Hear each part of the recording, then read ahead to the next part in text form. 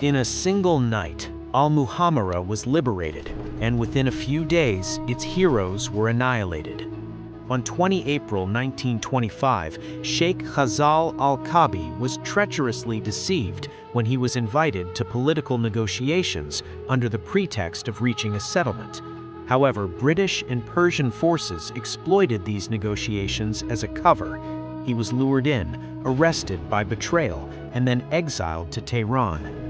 Al-Ahwaz fell suddenly under the control of British, Persian, and Bakhtiri forces. In the aftermath, the Iranian occupying army imposed its control over all of Al-Ahwaz and began enforcing strict measures, including disarmament and tightening security control. Many believed the cause had ended, but in the city of Al-Muhammara, there were two commanders preparing for a fierce war and resistance against both the Iranian and British occupations. These two commanders were Shalash and Sultan, prominent leaders in the Al-Ahwazi Khazali Guard. Within 3 months, they managed to prepare more than 400 fighters to confront the Iranian occupation and the oppressive British forces.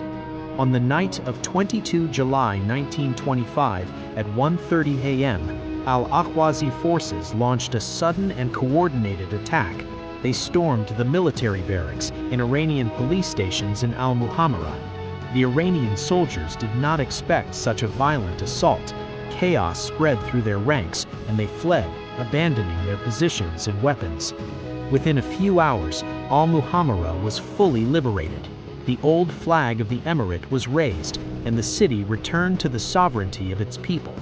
The joy of the Al-Ahwazi people over the liberation of their land did not last long, as news reached the British leadership in Iraq on the same day.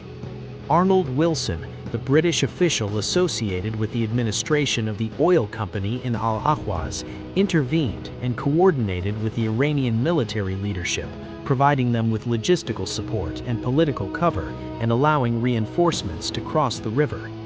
Iranian forces moved to retake the city, but this time they did not come merely as infantry.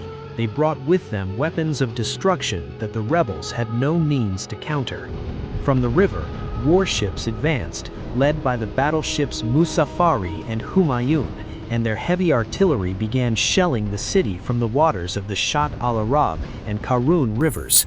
In a painful irony, they also used Sheikh Khazal's confiscated yacht, Ivy, to transport troops to strike against his own men. From the land, for the first time, armored vehicles of the Rolls-Royce type appeared in the streets of Al-Muhammara, equipped with rotating machine gun turrets.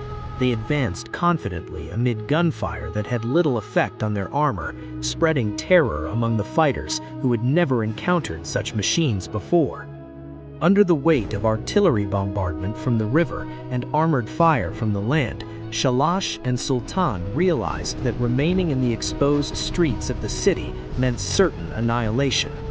The two commanders ordered a tactical withdrawal and fortified themselves in the Fayaliya Palace, the historical seat of Sheikh Khazal's rule. The attacking forces surrounded the palace from all sides. On the morning of 25 July, the bombardment on the besieged palace intensified.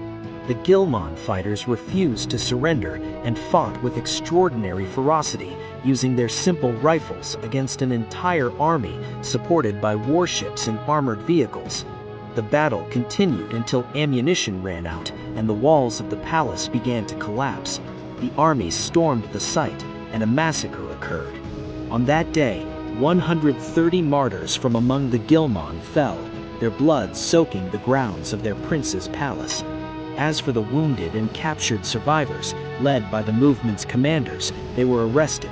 To crush any hope for the future, gallows were erected in public squares, and the leaders and the remaining fighters were executed. Thus, the Ghilmān Revolution was militarily ended, but it remained in memory as the greatest and most violent attempt to reclaim Al-Muhammara after its fall.